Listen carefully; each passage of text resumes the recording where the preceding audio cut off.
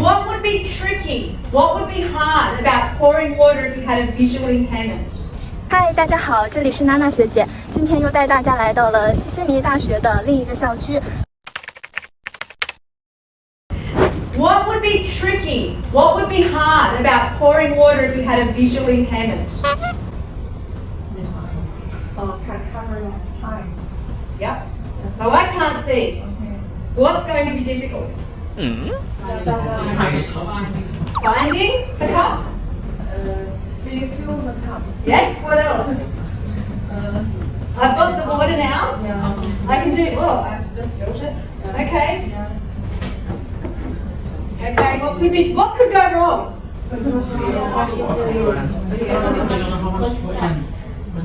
You won't know when to stop.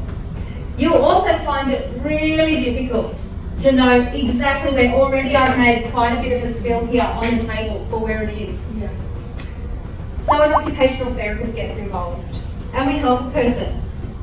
And we set them up with a jug. And the jug is set in a particular position on the person's bench. We also provide them with a holder for the cup. So when the person comes, they're able to feel exactly where to place that cup. Then the jug, the tipping jug, tips on an angle. So I don't have to pick it up, but it tips. So every time that the cup is in the holder, which I can feel with my hands, we know that the water is going to go into the cup. But what about, how am I going to know if my boiling water, because I love tea, drink a lot of tea, how am I going to know that it's come to the top? How will I know when to stop pouring and not burn myself?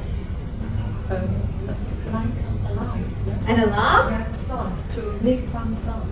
Yes, the sound? I think you should join our program. Application fee? I'm not a student.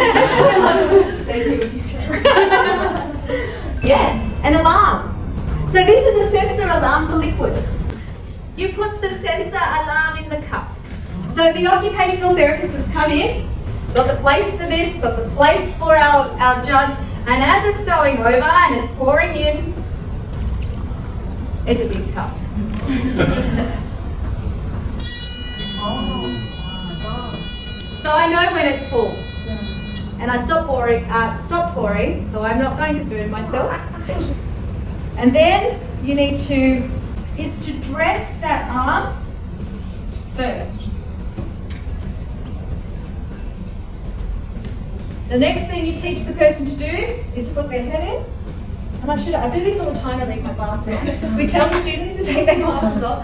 And then this arm has good movement.